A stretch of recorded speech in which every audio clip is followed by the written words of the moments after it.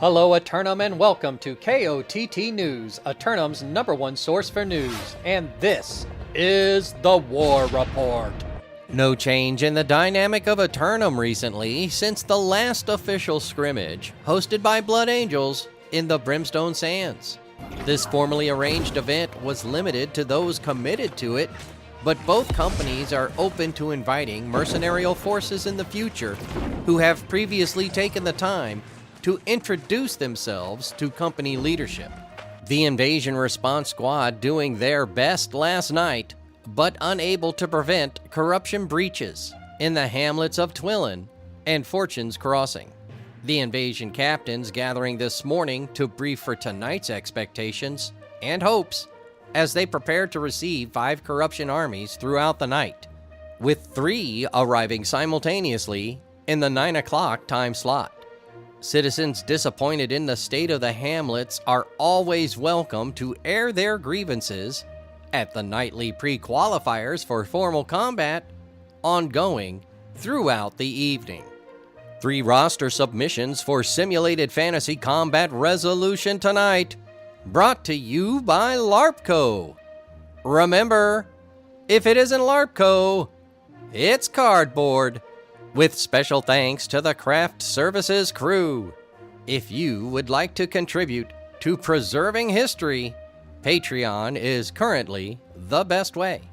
Tonight, the Covenant converts of No Running attack the Syndicate members of Tropical for control of the Eternal Garden of Eden Grove. No Running setting up 2 encounters with different time slots, but have they increased their numbers enough to fill the rosters of both offenses? The members of Tropical stand by in the Fort of the Garden, awaiting the arrival of the Zealots under the shadow of the Shattered Mountains. Later, the Marauders of Degenerates of War assault the Zealots of Blood Angels for control of the arid desert region of Brimstone Sands. A new, loosely organized group of warriors coordinate into a crew capable of pushing influence and make their first official fight in the Northern Dunes. Blood Angels excited to meet a new opponent, hopeful that the final rosters submitted will provide enough bodies for an enjoyable back and forth. In the nightcap, the Covenant converts of No Running challenge the champs of Dehydrated Gamers for their heavyweight title and the right to rule over Everfall.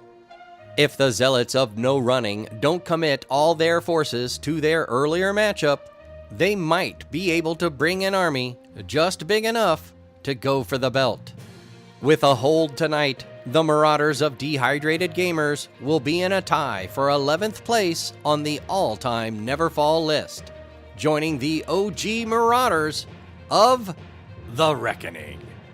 Be sure to tune in for complete coverage and reactions from the citizens tonight at 11. Until then, this has been War Correspondent JChalant, KOTT News.